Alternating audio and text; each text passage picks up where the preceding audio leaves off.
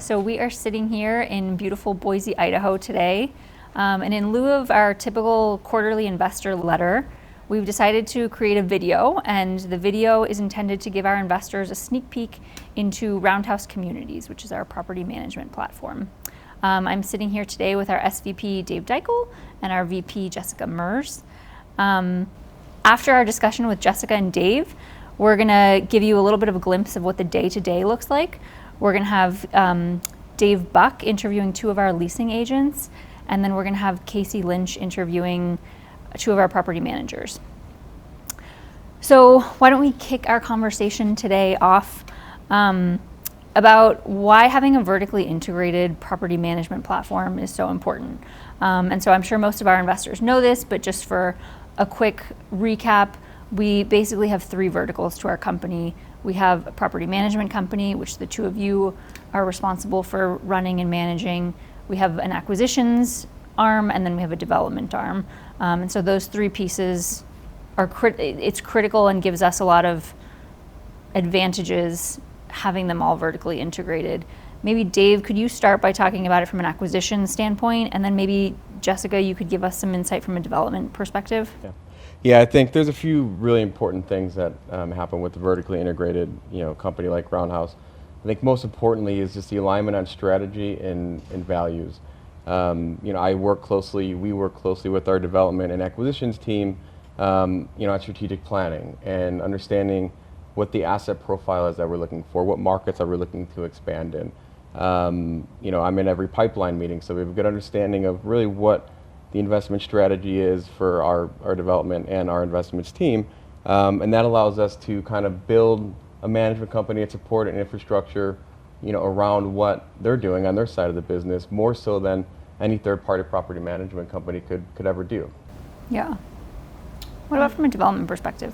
On the development side, what I find really unique with our property management team is that we come into these tertiary markets like Boise before there was any beautiful brand new asset, and Fowler is a great example. When we came in here, we quickly realized that there wasn't any institutionalized team members yet. They didn't know formalized property management with the high-end customer experience presentation. And sometimes, we have our development team will bring in local products that have not been used, but at an elevated space. And so coming in, we were able to bring in new team members and train them to the expectation and to deliver the value that we're building. And I find that we can do this in all of our markets in Montana, and we continue to do it in Boise, Idaho, and we will continue to do it. Yeah, it brings up an interesting point, and so it's probably worth talking about why we started our property management business to begin with. So we started in 2016, and the reason I would say primarily is twofold. One, we felt like by directly controlling the experience in the property management platform, we could really control the resident experience, which was something incredibly critical to our business plan. The second component was there was just a lack of institutional property managers in the Mountain West specifically. And so those were the two big impetuses for starting a property management company. In 2021, we decided to expand to offer our services to third-party clients. Dave, do you want to touch on why we decided to do that and maybe how it's going? Yeah, so far so good.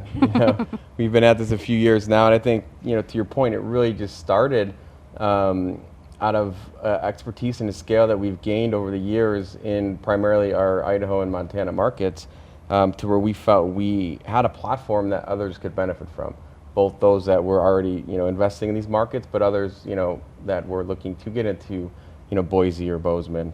And so as we all know, these markets really took off during the pandemic, and not having a strong base for institutional managers, it just created more opportunity for us to be able to provide that value to clients. And so we are a little bit over 2,000 units under management for our third-party platform, which is roughly about 25% of our portfolio. I think for us, the strategy is really just to stay with where we can add value, and that's primarily in emerging markets. Here, Boise, where we're headquartered, Montana, where we're one of the biggest property managers in the whole state, and primarily just focusing on what we do best, and that's kind of the hospitality-oriented boutique level management of core to core plus buildings in these cities, and then on our affordable platform as well. We look to grow that on the third party side. Something Dave and I are really proud of that we hear a lot, and every time we're in a new business meeting with a competitor or another owner that is interested in our third-party platform, they say every time that they've toured all the sites in our areas and they notice a difference with Roundhouse employees. So we feel like our approach and the different way we look at it, it does show. Yeah, when you walk into one of our properties, well, we talk about them. Sometimes you guys have really taught me from a marketing perspective, all the five senses need to be activated. First impressions really do matter. If you think about, like, these are people's homes, so it's a big purchase for them, and so all the little details make a difference. Yeah, I love that. If we could pivot a little bit, I'm sure our investors are very eager to just understand the state of the market. So as to put it into perspective, the apartment supply across the entire nation is at a 37-year peak. Our markets are obviously no exception to that. Frankly, we're probably seeing more supply than some of the other markets across the nation. According to RealPage, both the Sun Belt and the mountain regions combined have added 62% of the new supply, while also claiming 70% of the national apartment demand pie. So we have more supply coming online, but more people are also moving to our markets. I think there's two main components to looking at the supply that's coming online. I want to talk about market rents and in-place rents, and then I want to talk about concessions. So, Dave, why don't you start by just talking about market rents and in-place rents and how we've seen those change over time? No surprise. I mean, as many markets are seeing, supply is impacting rent growth. It's putting a lot of pressure on occupancy as we work through absorbing the new product. And in Boise and Montana and some of, basically all of our markets, have been no exception to that.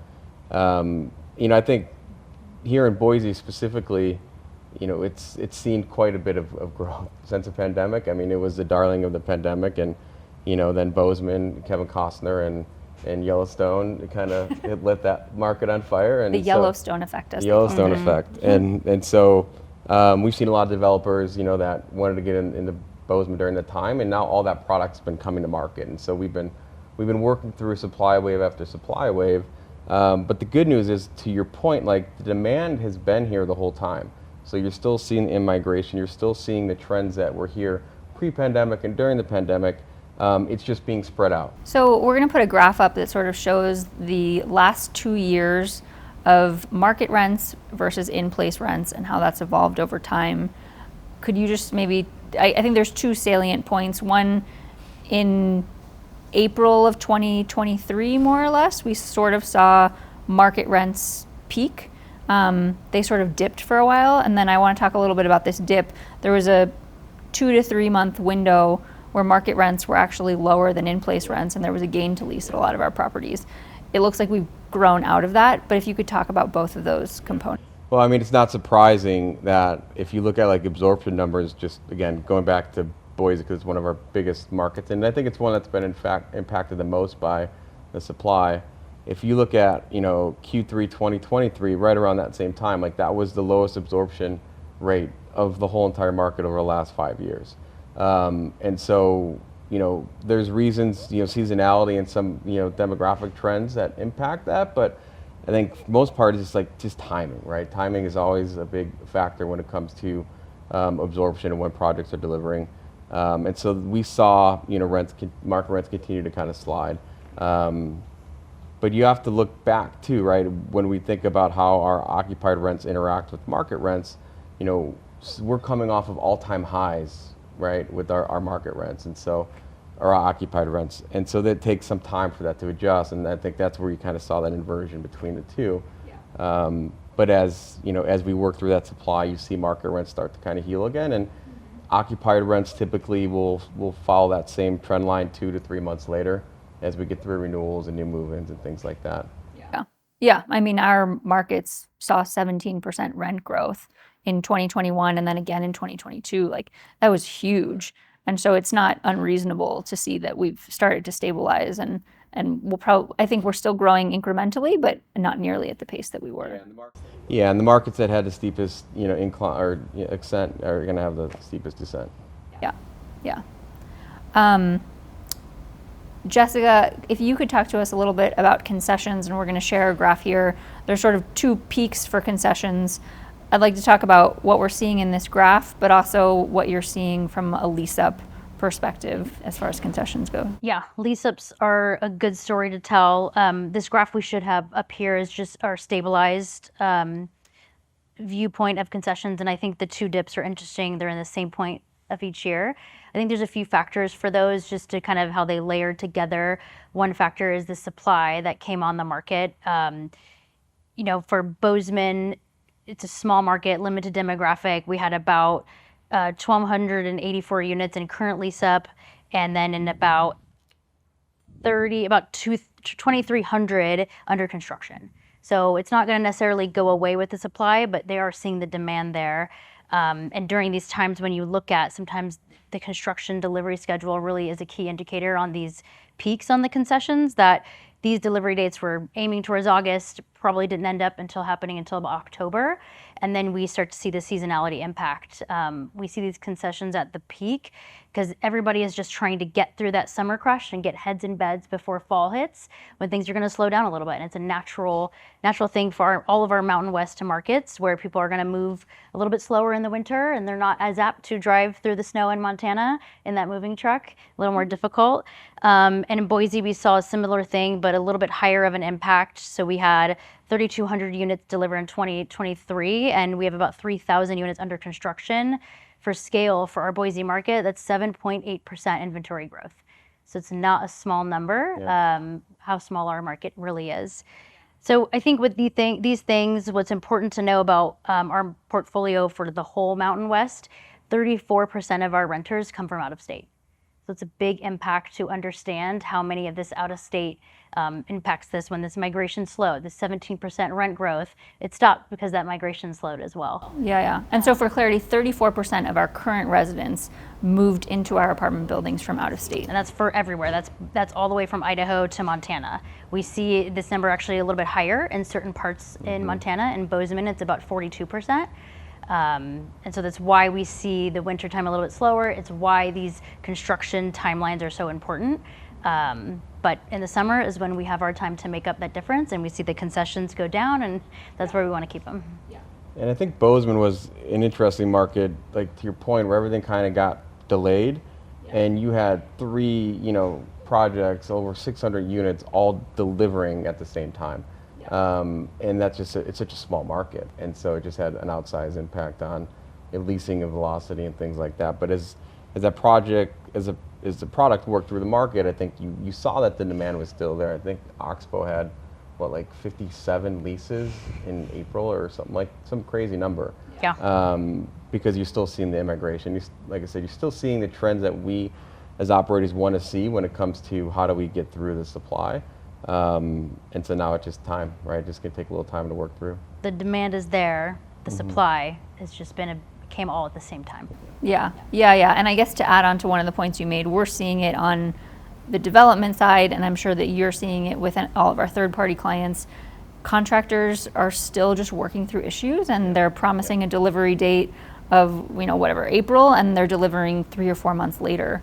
And owners pushing on contractors to finish is still a really big issue. I mean, we joke about, can you just give us a building like in January, because we'll know we'll get it in June, and then it'll be like prime leasing season. So Fair. It's always the other way around. Everybody's like, we're going to shoot for that June delivery, and we get it in November, and it's like, well, just go on vacation for a little bit because it's Christmas. Fair. Let's talk a little bit about expenses. Obviously, that's there's the income side and the expense side of the equation. Inflation is the hot topic across the nation. What have we seen from an expense standpoint in our portfolio, and sort of what's our outlook for the future? Yeah, I think just, again, going back to that whole supply conversation, what that's done to rents and, what we are forecasting for future rent growth, it's obviously put more pressure on expenses. But as you mentioned, like, inflation is a real thing, and so it's just kind of like this double whammy we've been dealing with where you have declining rents and, pretty rapid growth in expenses. So it's, for us, it's always how do we manage and, be more efficient. That's what we're operators. That's what we do is, we work in efficiencies and so we're constantly looking at all of our technology and all of our platforms to see where we can, do more with less, or where we can maybe just consolidate and try to save expenses that way. But I think the good news is, in our markets, which again, we're high growth markets, saw just this boom during the pandemic, we're starting to see a lot of that pricing increases and just, from inflation, but also just from demand kind of dissipate. So we're getting more to, your normal 2 to 3% increases. In some cases, it's going backwards because, the home building market is really, kind of stalled out in a lot of our markets. So we're not seeing as much demand for painters and, flooring installs and stuff as we had previously done. So we're seeing some relief in those areas. And similar on payroll, I think that was the biggest one for us that has had a big impact and expense growth over the last couple of years. You had the Great Resignation and just a whole crunch of labor problems. But we're also in very much emerging markets that have been growing and had low unemployment well before the pandemic ever happened. And then it just kind of put fuel to the fire. And so just the demand for skilled workers and things like that were just really high. So we saw a lot of wage growth throughout the pandemic, and now we're back to what I would say is like a normal trend, which is great. And I think it's really helped us to kind of get to a normal prediction of where we think expense growth is going to be, so we can help budget more accordingly. Yeah, I'll pile onto that a little bit. I'm usually the one that manages more of the insurance and the real estate tax side of the expenses. On the insurance, I think our premiums went up 26% last year, which is a big hit. Insurance brokers are telling us that we're going to start to see that stabilize. I think until we see our next renewal, we'll see what it is. On the real estate tax side, I think we have seen some good news. So last year, while assessors finally got savvy, and I think they increased to what true assessed values were, maybe even above what we could have actually sold in the market for, millage rates actually dropped a little bit in most of our markets. And this year, our 2024 assessments just came out, and we've actually been really successful in reducing our assessed value across the board. And so that's just going back to the assessors, sort of showing them our books, showing them what cap rates are today, and saying, hey, based on this information, like this is the implied value of the asset. And we have been quite successful thus far in negotiating that. So that's some good news. Yeah, it all helps. I think simply put, and maybe Dave's being a little bit modest in his discussion about expenses, is a method we follow is to control the controllables. And so we focus on what can we do in-house, what can we streamline, what can we bundle together under vendors, what can we have other team members do, and this is our message online. Those controllables get out of control very quickly, and when we're in markets where we're having to do concessions and rents are down, that is our focus, and we keep a very simple mindset on it, and that helps the team keep that mindset as well. Yeah. I like that. Control the controllables. So you had mentioned staffing and sort of how that is a challenge in the apartment industry. Let's dig into that a little bit more. Talk a little bit about how we're approaching the employee experience today. What does that look like? We say all the time, it's like we're in the service industry, like people are our product. We just don't manage like a physical asset, right? It's the people that we really are producing. And I think one thing that's helped us be successful is just how our approach to people. Roundhouse, from our mission statement to our values to everything that we do is focused on the human. And so, we keep that front of mind, but also like we want to make sure we hire the best people. We want to retain the best people. Our goal is to be able to operate a building in downtown Denver just as efficiently and effectively as we can in Idaho Falls. And that's not easy to do. Like, I think there's reasons why there's not a lot of institutional property managers doing it well in Missoula, Montana, or Idaho Falls or other markets where we are, because it's hard to find the people or enough of the people to support the market. And so we've had to kind of adapt and change and structure our, learning and development and just our recruiting and how we approach people differently so that we can execute on that. So let's dive into that. But before we do, I guess I want to make one clarifying statement. So one of the things that we try to do across all of our verticals is really prioritizing the experience that our associates have. And we're firm believers that by creating the best employee experience, they're going to in turn treat our residents the best, and asset performance is going to be subsequent from that. And so it's just this linear thought process of treat your employees well, they're going to treat your residents well, your asset will perform well. So let's talk about recruiting to start. How are we recruiting and really ensuring that we're hiring the best people? So something we talked about a little bit earlier was that we come into these markets where we don't have that professional experience yet.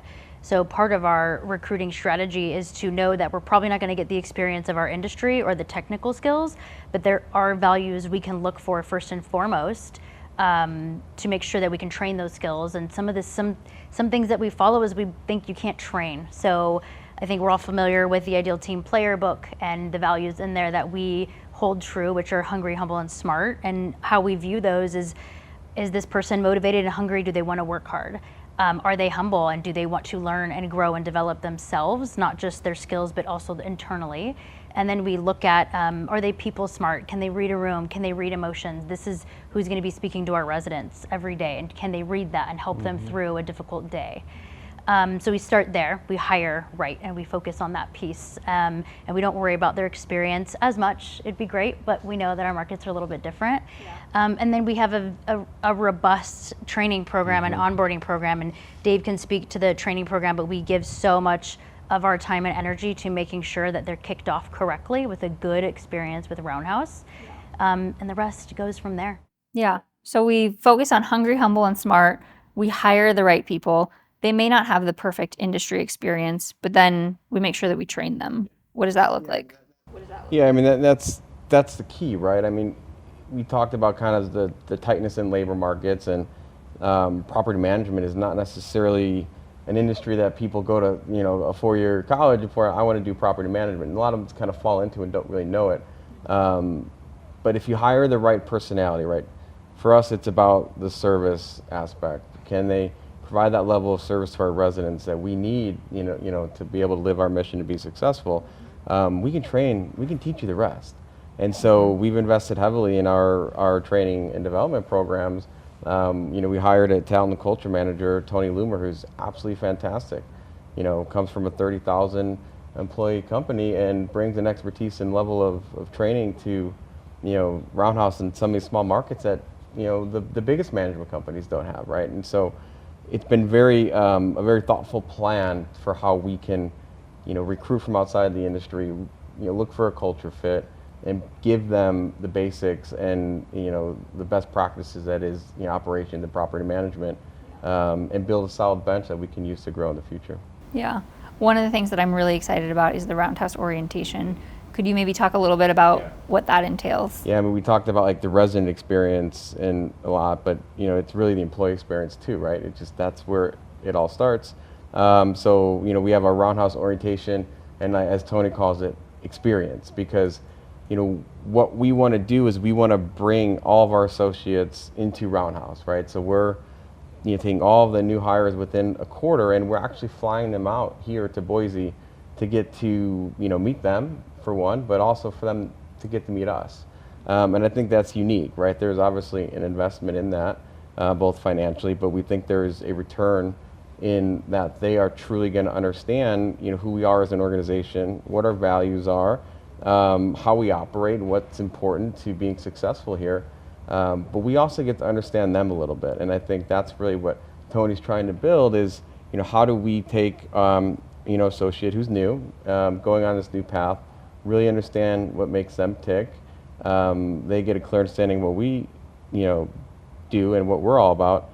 And then they get to, hear about what the future holds for them. And I think that's such an important part of this industry is, creating a career path, like showing someone that you can take an entry-level job here, and then you can, one day be a vice president. And that's an opportunity that not a lot of companies can provide.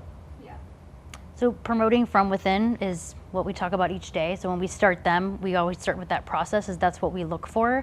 Roundhouse had 35% employee growth last year, and that's just new positions being added. As we grow at the scale we're growing, we need people to internally promote to help that. And we would love the process of current employees take on the new properties that come on, and existing ones work their way up.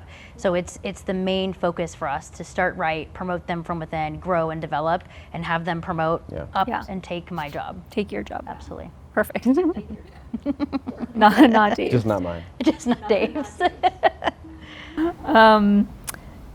Let's talk a little bit about technology in the residential world. Prop tech is, a buzzword these days, but what sorts of prop tech are we utilizing in our buildings? What do we find most effective? It's a hard balance to find, to having enough technology to make it convenient and having too much technology where the staff is busy all day stuck on the computer.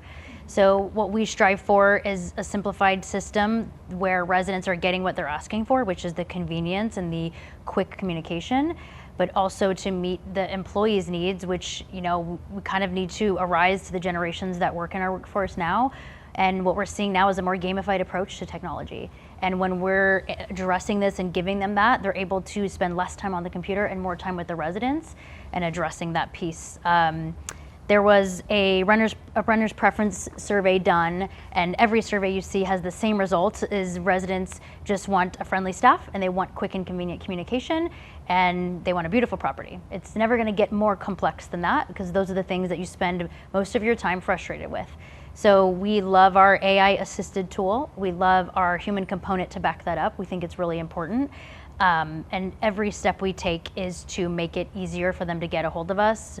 We have a text concierge program for the residents that is really showing increased engagement, to where they can text. They all think she isn't a Roundhouse employee. What's her name? Her name is Dottie. And so they can text at any time, and they can put a work order in at night. If they have a question about their ledger, if they have a question about their lease, these are things that we find invaluable. It saves the team times from having to answer the phone and get disrupted if they're with a current resident. It just brings a lot of value, and that they can just address things faster, and an employee doesn't have to get distracted for the day. So we're trying to continue to find these types of tools, but also consolidate. They don't need 10 different platforms. We want to keep it simple. We don't want to overcomplicate it, but it's tough. It's a tough strive.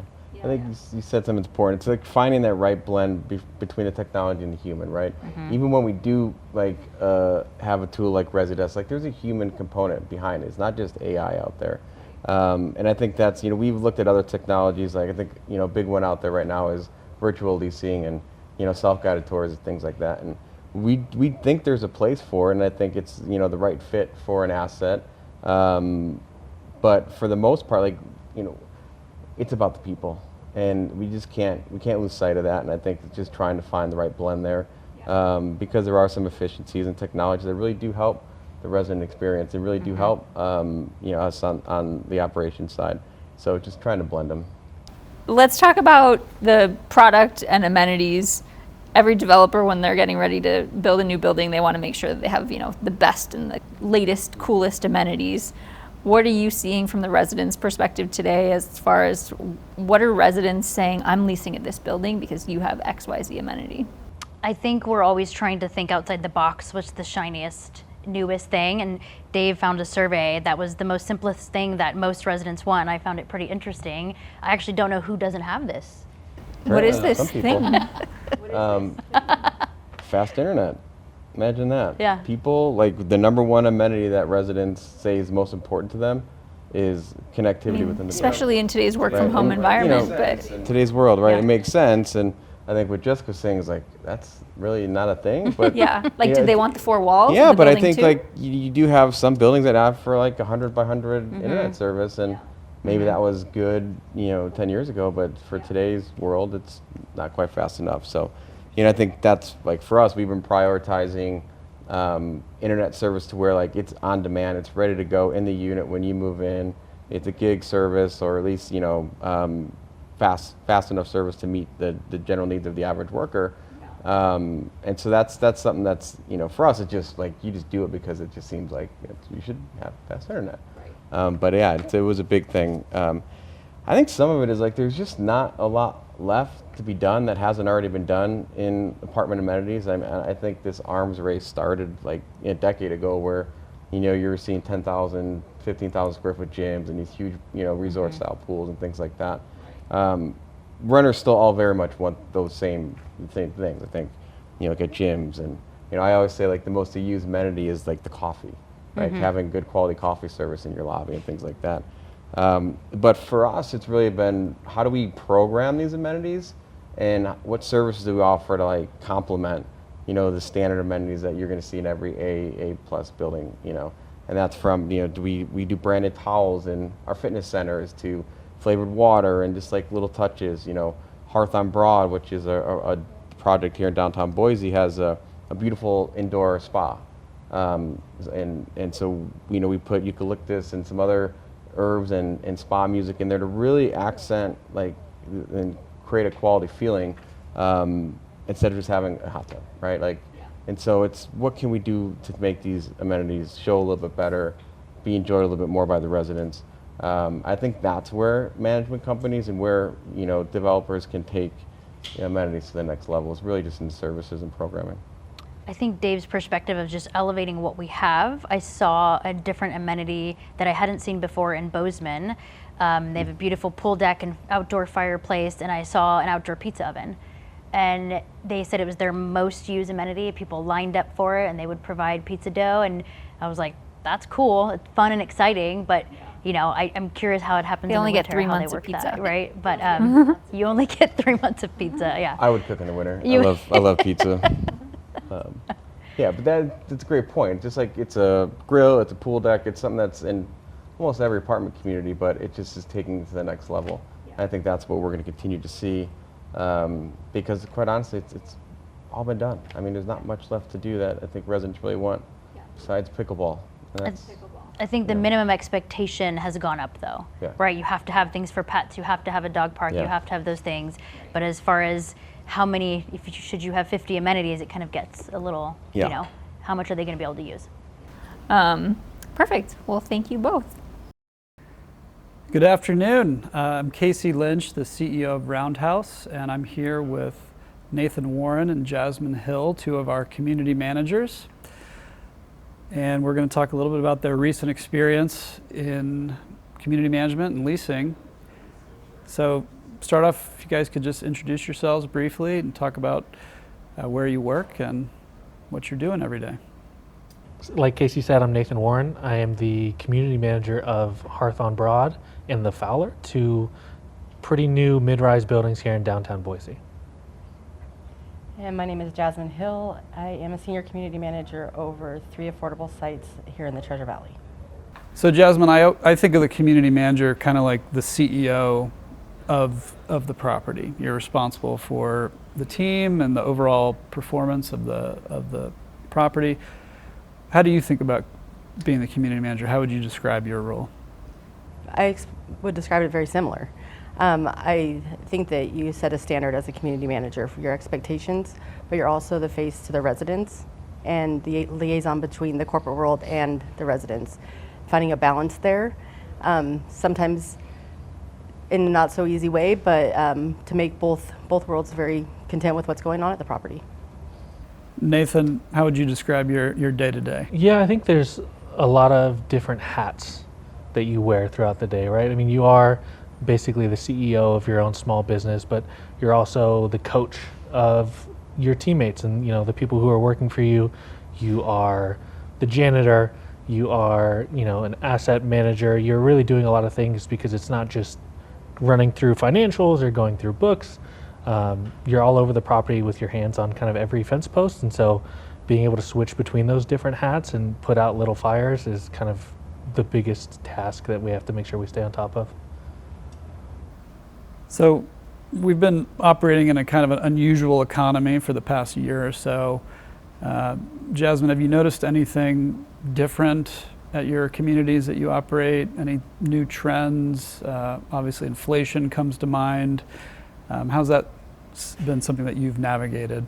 One of the biggest impacts we've seen in the affordable side is with the increases in rent and incomes that can qualify. We're seeing more people qualify for units than would have before. The income limits have went up substantially in the last 2 years.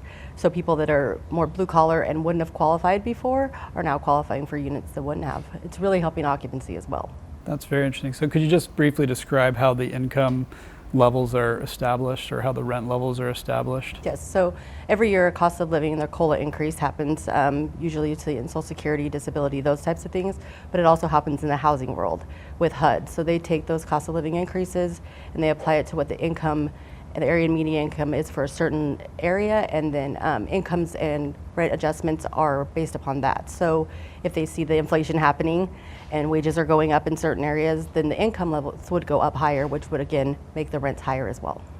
That's a great observation. Yeah, I hadn't even thought about that. But Nathan, how about you? Any changes you've observed in the industry over the past year or so? Yeah, I think there's kind of an interesting almost juxtaposition, because with inflation and with such a high demand, there's kind of the natural rise in rents, but there are also the growing number of people who are trying to compete in that market. So then the rents also get more competitive and the market gets more competitive, and people are starting to throw out new concessions and new marketing strategies just to draw every prospect they can, because it is getting so much more competitive and because there are new players coming to town, especially in downtown Boise. So staying on top of that trend and trying to maintain the level of service and product that Roundhouse has to kind of keep us as like a standout company and where people want to live. And what does that mean to you? What have you done at Hearth and Fowler to kind of respond to that new environment, the more competitive environment? Yeah, I think one of the biggest aspects for me and for our two properties especially is it's not just a focus on the building or the amenities, but it's really the focus on the people. It's the service aspect, it's the warmth, the greeting, the follow-up for prospects, or the the resident interactions on a daily basis. Really just having, I think, a cohesive team that wants to help and work with people. That by itself will take you farther than anything else, and then you follow that up with just the high quality products that Roundhouse does build. It makes our life a lot easier. And off of that, what Nathan's saying is we are seeing that in the affordable world as well. More affordable sites are being built, either by the public housing authorities themselves and in areas that weren't being built in before. So the competition has gotten a little bit tougher, but I think the quality that we offer, you can tell when you pull into an affordable housing site generally. You can't with Roundhouse. We put just as much focus on the curb appeal and the people that we employ as we do at the market properties. Absolutely, yeah. And what about from the residents, the perspective of the resident? Have you observed any new trends, any changes in terms of what they're looking for, demographic changes, anything? I don't think unusual? rent increases are as big of a surprise anymore. Okay. So that's a big one that we've seen is I think residents know that that's an expectation that's coming, and they're willing to pay them for the right product. So we've seen a lot less pushback on rents in the affordable. How about you, Nathan? I think at the market level, there's a lot of residents who are just kind of waiting for the right time to buy a house. And it goes two ways, because when they come in the door and they get the resident experience at Hearth on Broad and at the other Roundhouse properties, they might decide, well, you know what, actually I really do enjoy living here, and I have all of these amenities and this service that I'm not going to get from my house, so actually instead I'd rather stay. Or at the very least, they decide, well, maybe it's worth waiting a little bit longer and sticking around a little bit longer because they don't see the interest rate or the price point that they want to see in their next house. So we're able to kind of capture and maintain that, while also knowing that, of course, long term, a lot of their goals is to get into a single family house.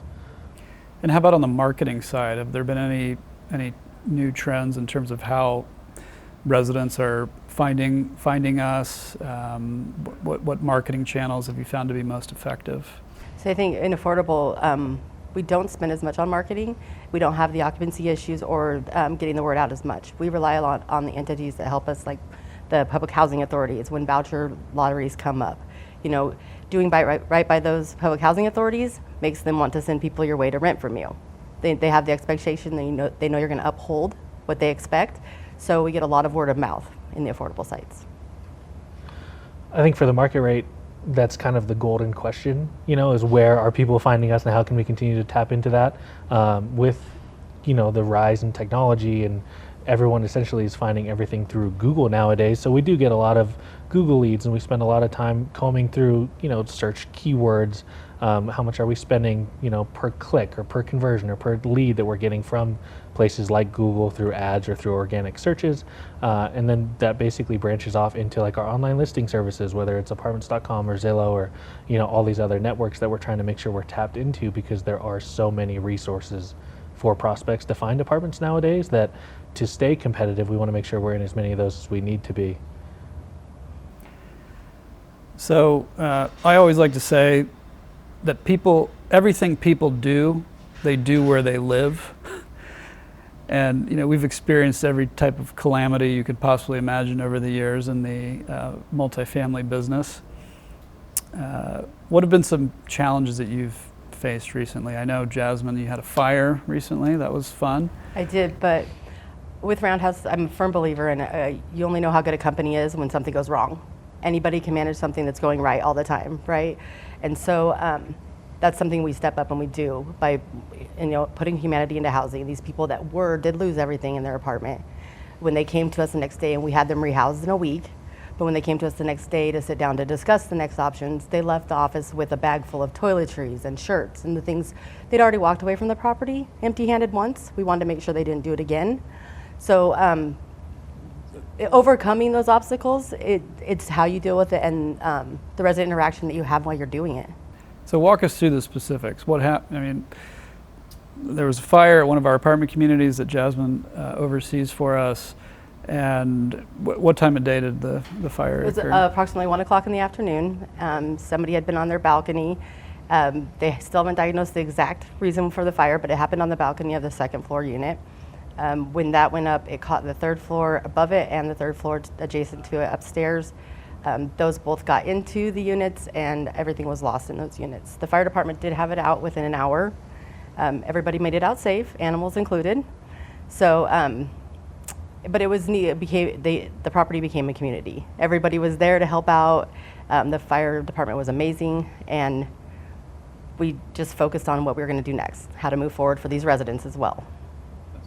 They both live there on site, and they'll be long-term residents now, just because of the way we handled it, really. Well, kudos to you and your team for navigating that.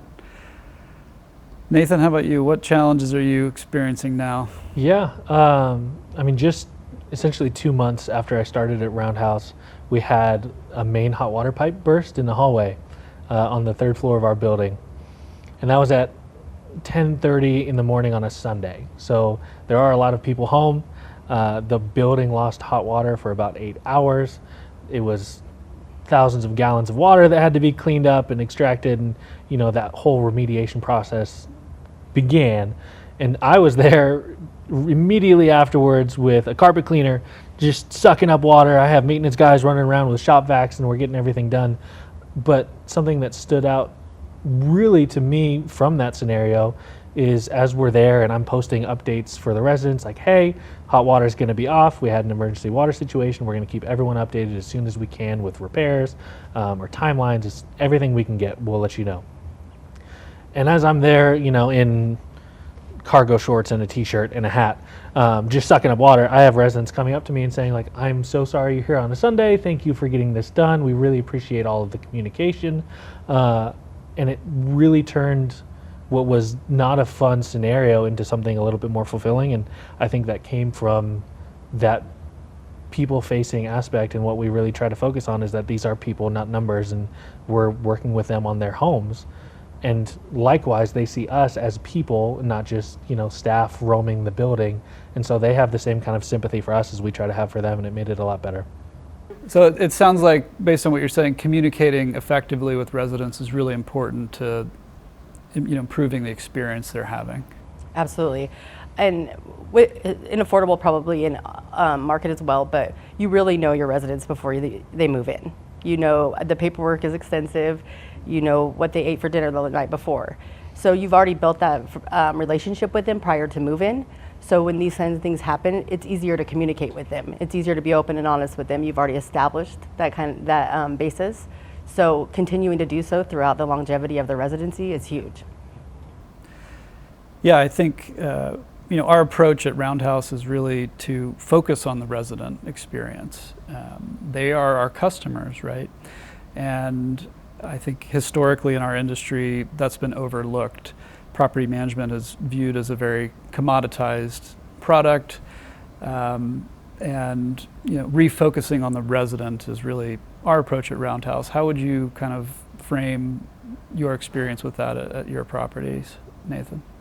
I think to kind of tie it into how Roundhouse wants to put humanity into housing, and some of how we've already talked about, it's all about people.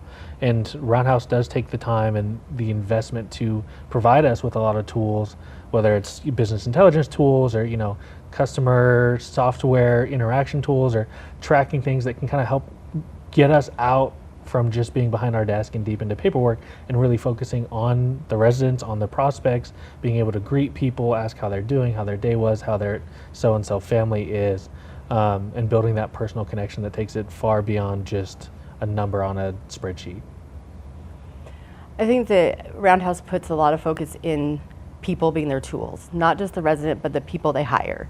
And we can see that in the ideal team players. So being focused on the hungry, humble, smart part of it. And I think that when you empower your people and your employees with that, it passes down to the residents, and the resident experience is better because we're making better employees. And on that front, how about recruiting and training and development right now? How has that been in this environment? It's been more difficult and easy at the same time. Easy in that we know what we expect, and we were going into it with an open mind of this is what we're looking for. So it's weeding out some of the employees that we probably would have hired before. Harder because we're being more selective, right? So, but when we hire that person, it's a long-term employee because we've weeded out the problems before. We know what we're looking for. You fit this bill, and it's a long-term relationship with that employee then. Yeah, Nathan, for certainly during 2021-22, staffing was one of our biggest challenges. Labor market was just incredibly tight. A lot of our work is in Idaho and Montana, which the labor market is even more tight in.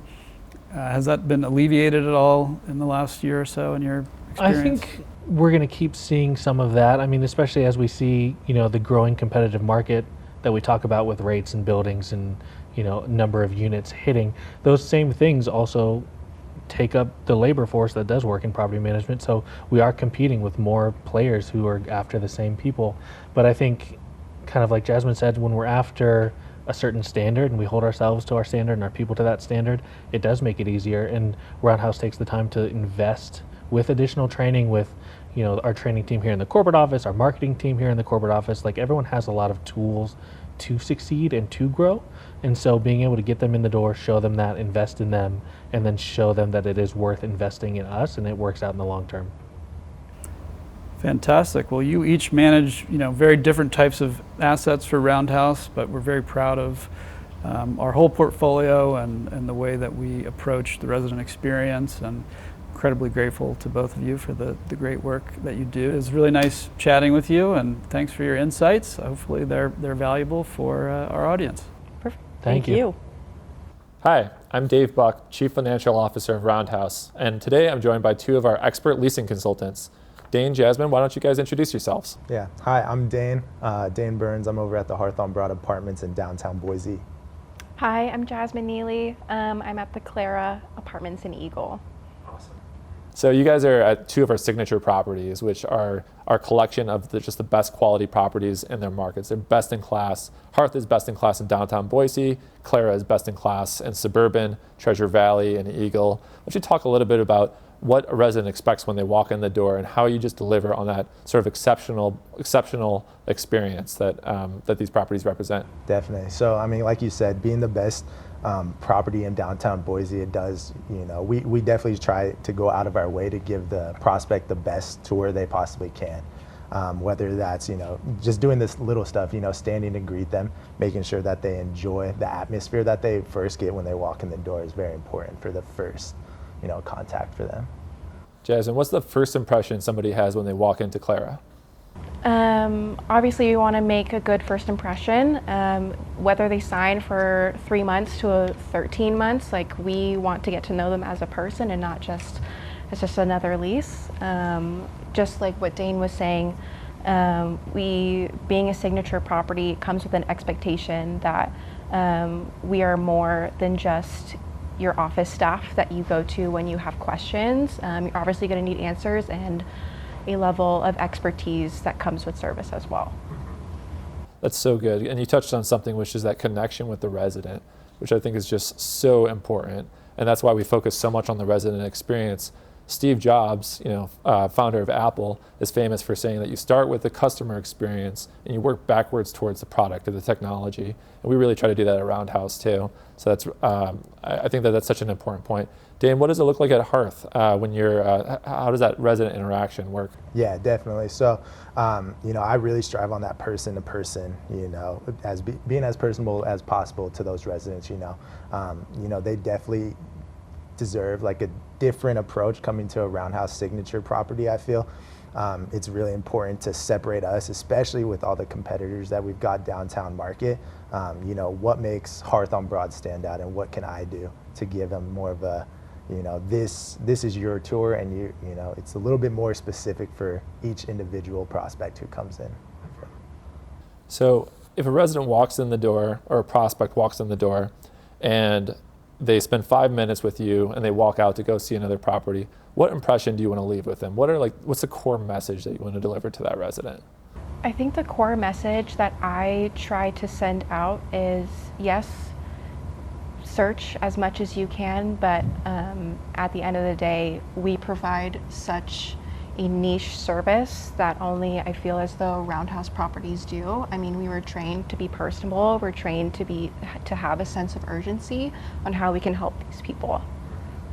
Roundhouse does such a good job at, getting the best people on the team as possible. So, they expect us to do, everything we can to make sure that prospect feels at home right when they walk in. Yeah, I think that's such a good concept that you touched on, just home, that people feel comfortable, like this is a place they want to live, that they feel a part of that community.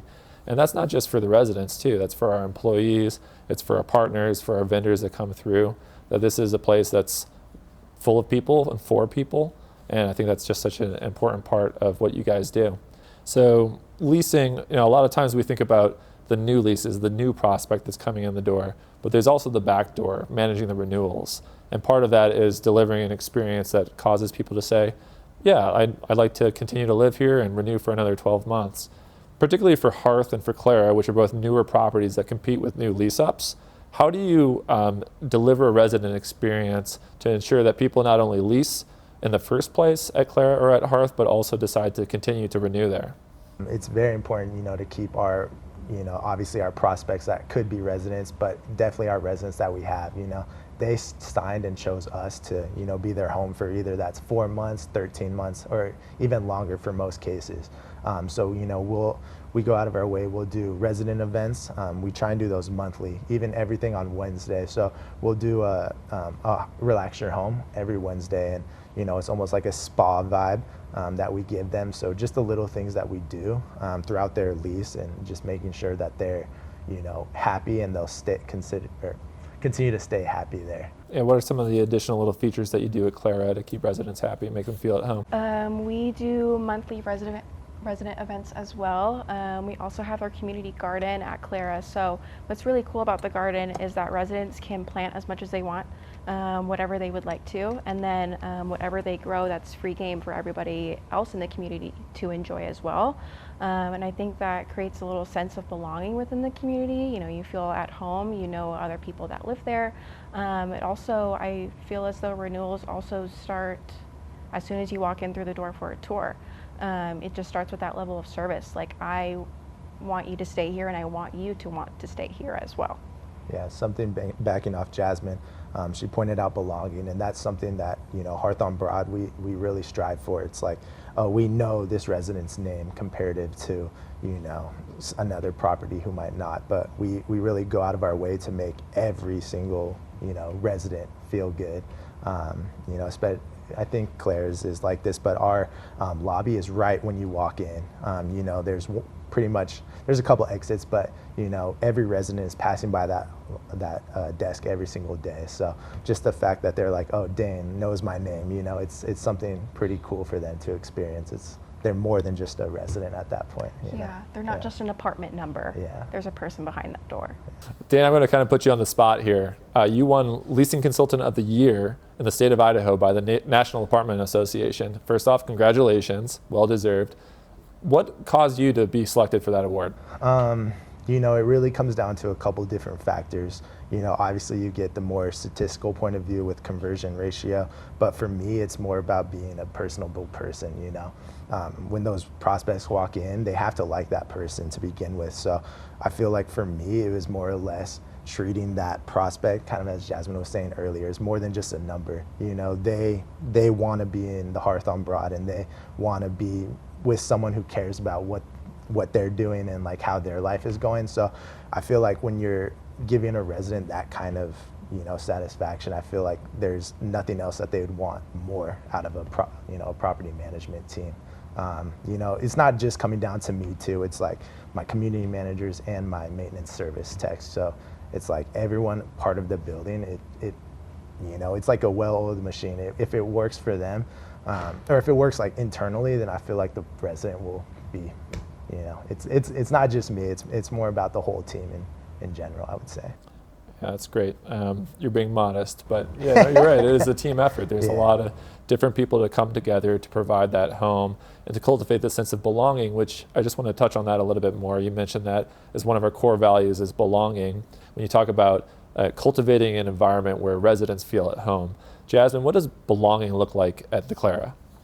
We recently had a resident, her name was Jessica, and she unfortunately couldn't afford the Clara anymore, which is totally fine. But as she was returning keys to us, she was like, I came here at the lowest point of my life. I just came out of a divorce. But being here for 2 years, like my kids made the best friends that they have ever made. I have made lifelong friends. You guys became part of our routine, and that is just one of the impacts that I want to make working at a property like Clara. That's a really great story.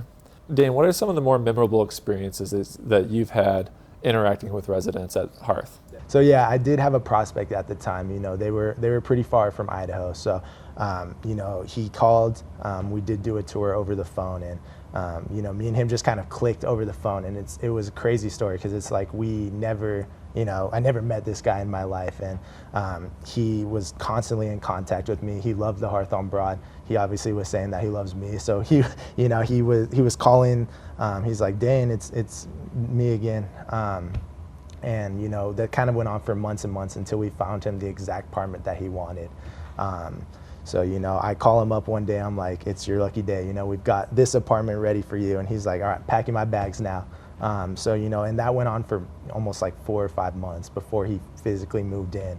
And then once he moved in, he's like, you know, Dane, this is, you know, this is my pen pal right here. And he was always considering me that, like even to like his wife and his family. And it was a pretty cool experience because, you know, just, you know, not even knowing him like physically or face to face, just the amount that we went out of our way to make that happen was pretty powerful for me, especially. Yeah, that's great. And I love that that story touches on not only the resident connection that you're able to make, but you did it from hundreds of miles away. And you know, the technology that we have available to us today, you know, enables us to do leasing differently than you did 10 or 20 years ago. So you guys both touched on the fact that we have a lot of prospects that are coming in from out of state. Technology helps a lot in that they can view the floor plans, they can even see photos or videos, or they can FaceTime with you, Dane, months before making a leasing decision. And oftentimes they do make a leasing decision before they even move here and see the product in person. Have you seen an acceleration of out-of-state prospects, or how have some of the demographics and the resident profile changed over the years at both Hearth and at Clara? Compared to when I first started, January 2023, so a lot of people from Southern California, Colorado, Montana, sometimes Florida, Oregon too, just all over. Now, compared to now, it's just kind of slowed down. I'm still getting those people from Southern California. With out-of-state moves, they're just a little bit more risky. You know, I just want you to make sure that you're happy, you feel confident in the decision that you're making. We selected the right type of apartment that fits your needs and what you value in having in a home. But for me, it's kind of slowed down. I'm seeing a lot of people, with job relocations just throughout the Treasure Valley. Yeah, obviously the property management scene has changed a bit too. So, obviously we had that pandemic in 2019. That really took a transfer on people's jobs and what they wanted to do. So, especially in Boise, Boise is an upcoming growing city. It's been for the past couple of years. So after COVID, a lot of people went virtual and more remote. Giving them that freedom to really go wherever they want. So, especially if they're coming from Southern California, prices is a bit up over there. So, coming to a place like Boise where it's not as bad, they're getting the same pay and everything like that, but they're spending a fraction of what they were paying. And that's pretty much all around. I know we've got a lot of, business professionals younger professionals in the Hawthorne Broad.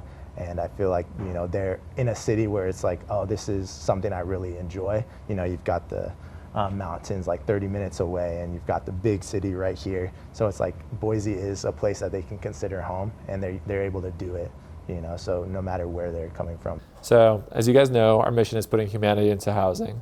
Is there a story that you could share that either you or one of your teammates has that exemplifies our mission?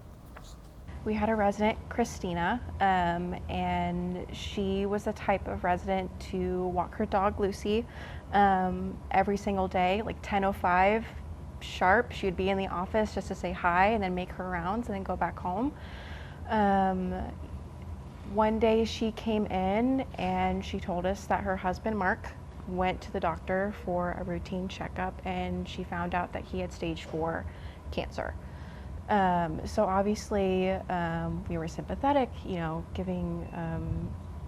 just being as sympathetic as we could as a staff. But what she was mainly concerned about was going back to and from the hospital to visit her husband and who would take care of her dog, Lucy. So Clara team stepped up. We took Lucy to the office. She hung out in the manager's office. We set her up with toys, food, bowls, everything. We all took shifts on who would walk her, and we also made sure to send Christina as many pictures as we could. Unfortunately, Mark, eventually became to and from hospice. Into that, I think we were taking care of Lucy for about a month or so. And of course we were there with Christina as soon as he passed, and that is just something that I'm really glad that we could offer, how little it is, but it's just something I'm just really proud of the Clara team for stepping up when we could. I don't know if it's the same thing for you, but I feel like I get such a rewarding feeling when past residents come by and visit just to say hi. I think it's just like a great thing to see that you've impacted other people the way that we have.